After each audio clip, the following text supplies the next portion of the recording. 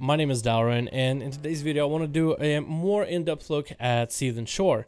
Now, I feel like I would need to play a lot more of the BG to really give it a full 1-2-1-2 objective outlook and just really tear it apart, because I would love to tear this BG apart just so we can make it better. But I love the argument that somebody brought up on the forums that this is basically ASHRAN 2.0. Volrath? Check. Rotating objectives? Ogre architecture? This just might be ASHRAN again. So some people make comparisons that this BG is ASHRAN 2.0, and it's very similar. I talked about the resources of warlords, the statues, the rocks, hell, even some of the ground I feel like was reused from warlords. I mean, there's a big ogre statue. Where else could that have come from? Then we also have similar leaders in the alliance and horde ships, although they don't really do anything, they don't really play a part, they're just there hanging out. And you do have a resource capture objective, and those resources do rotate a lot like ASHRAN.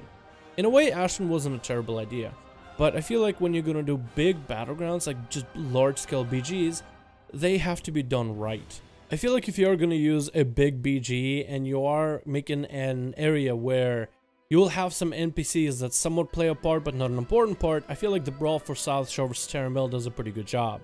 Those NPCs play very much a defensive line, and they basically are just trying to give you a little bit breathing room if in case the other faction is kind of stomping over you.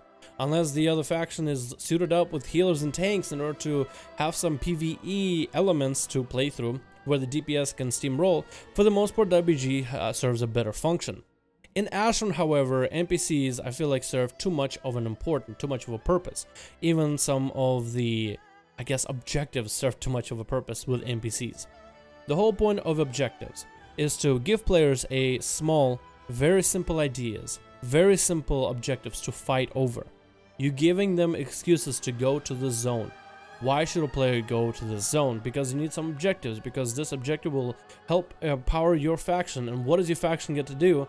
Well, all the objectives that we had, some of them had to do with NPCs, some of them had to do with NPC slaying, not a capture the flag, or mine a node, or hold an orb.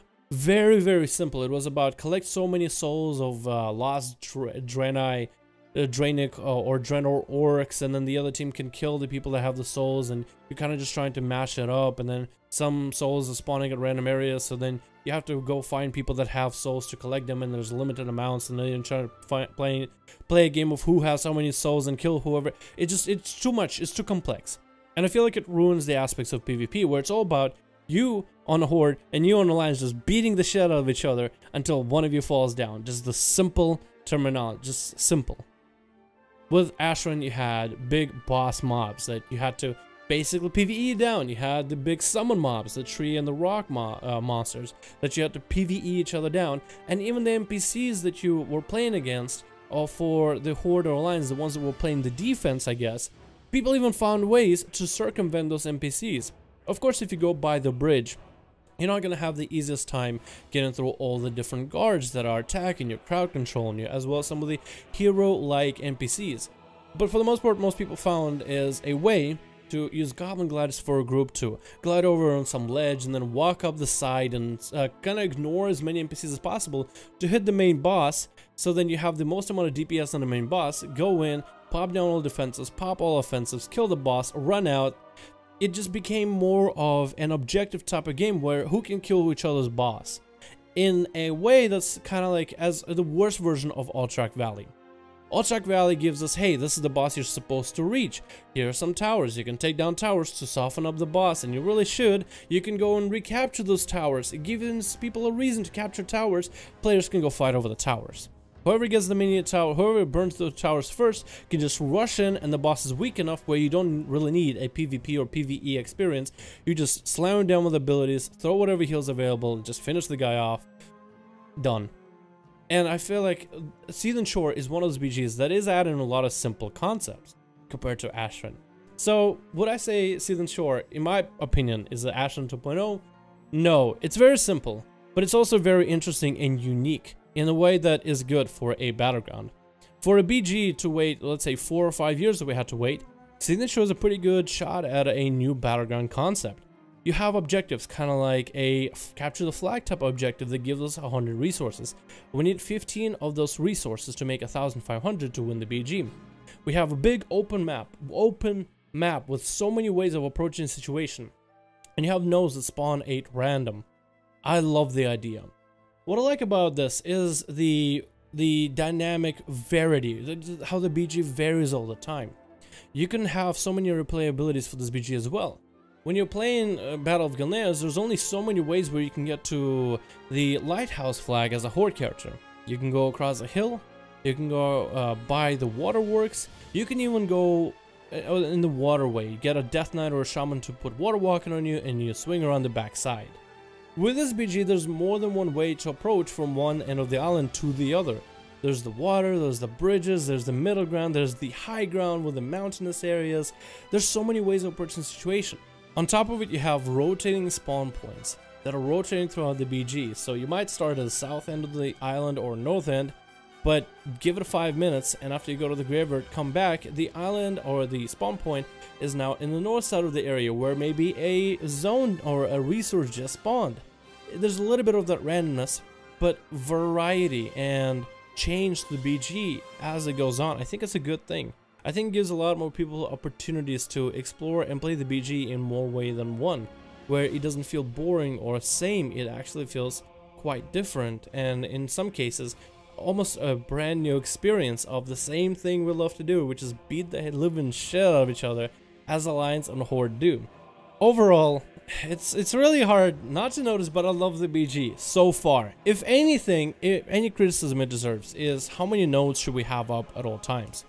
The idea that we have 3 different nodes to start with, and how many should it tone down to, or should it be 3 nodes, how many resources should we have in a BG is very, very important. And I feel like answering this question alone will change not only how we play the BG, but also how we approach in various PvP situations of the BG, and how should we interact there too. I feel like answering how many nodes should spawn, how many nodes should be up at all times, and the question about the resources, how many should be awarded, is basically almost half the conversation of how well this BG will play. I feel like literally half of the BG will matter on how this resource works, because this is new. This is pretty new compared to what we had in the past, in previous BGs. This is going to be interesting, and Blizzard's fine-tuning of this will determine whether this BG is fun, interactive, or exciting to play. If you have 3 nodes on at all times, let's put it out for example. Let's say the Alliance are just having the best day of their life. They can always take 2 nodes while the Horde just cannot hold Alliance back. Even though that will never happen because Alliances come. But regardless, Alliance are winning a lot. They're getting 2 nodes at a time. So they go from 200 points, 400 points, 800 points, 1,000 points. They're basically winning the BG. What if Alliance are having a really good day and they're getting 3 points at a time? You'll go from 300, 600, 900. You're basically more than halfway through the BG in terms of resources. And the Horde can't do anything. What I like about what they did later as the BG went on, and this is probably one I am more interested about, is start with 3, so better players can get some kind of advantage, you know, spread thin or use communication or use teamwork in order to capture as many points as they possibly can. Then tone it down to 2 after a while, and then eventually only 1 spawns every so many moments, so many minutes. Only 1 objective spawns, so you are forcing everybody to clash over a single objective. You're giving people reasons to attack. Another idea was you should always have 2 objectives up at all times. So teams have to split their team of 10 into a 5 and a 5.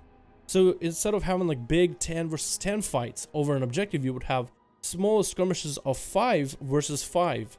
And then you're trying to figure out, you know, where are their advantages, where disadvantages. Oh, the team B doesn't have a healer, but they're fighting against a team with a healer. Let's send a healer from team A to team B, but let's send a tank from team B to team A, because there's a lot of tankiness that could be done on that side because everybody focuses a tank or something. How should we approach the situation? How should we have the BG? Or should we always have 3 nodes available, where you always have 1 node for Alliance, 1 node for Horde, and 1 node to fight over? So it's almost like somebody has to play like the defense strat, but you can also have people flanking and counterattack strat to maybe think, oh, you know, I'll just leave a hunter at the back so you can take a node, but a rogue saps and steals the node. Now you have to pull people back from the middle. Now you're losing the middle, but maybe they left their node undefended, so somebody swings around and gets their node. Now they have to, it's a lot of things that can happen. That, I feel like, is the important question of this BG and how good it will be when Blizzard determines how the nodes and resources work. And it's a good thing that they're putting up in PTR right now. It's a good thing they're putting out in patch 7.3.5. It's something for us to do when it comes to PvP, and the more testing we can do, the better we can fine-tune the BG. If anything, I'd say this BG is great. I don't think it's really ASHRAN 2.0. I do think it pulls some ideas from ASHRAN, some ideas that maybe were good on paper, and tries to actualize them in a simple objectives for people to fight over. But the fighting itself is what's going to be the most interesting part. I feel like that's the important part, is objectives need to be simple. The fighting itself can be as complex or as simple as you want it to be. That is a simple methodology that I would have for WoW PvP, and how to construct maybe a good battleground in the long term. Thank you so much for watching this video. Let me know your thoughts in the comments. Do you think this is an ASHRAN 2.0, or are you actually excited for Seething Shore? I am personally excited, if you couldn't tell from my video, and I honestly do have hopes that Blizzard will be able to fine-tune this. I mean, if we get in Warcraft Classic at one point or another, then I'm pretty sure they'll be able to fine-tune this BG to the point where it feels good to play it and feels right. And I would be completely okay if they did a 3 nodes into 2 nodes and into 1 node as the game goes on towards the end of it. I'll be fine if they did it that way. If you guys have any ideas of your own how they should do it, feel free to write that in the comment section below. Thank you guys so much for watching. If you enjoyed the video, go ahead and give it a like. If you just simply want to see my channel grow, give the video a like either way, because channels and videos that get a lot of likes and tend to reach a wider audience, so it helps my channel a lot, especially with Battle for Azeroth and all these things coming out in updates, and I'm always happy to discuss and bring updates to you guys. If you guys enjoy the constant updates, feel free to go ahead and hit the subscribe button, and if you enjoyed the videos, the streams, and you want to catch them every time they pop up, make sure to hit the bell notification next to the subscribe button down below, in order to catch every single video that gets put up, which is 2 a day, as well as a daily live stream, except for Thursday. Thursday is my day off. Thank you so much for watching. Hope you enjoyed. I'll see all of you in another video.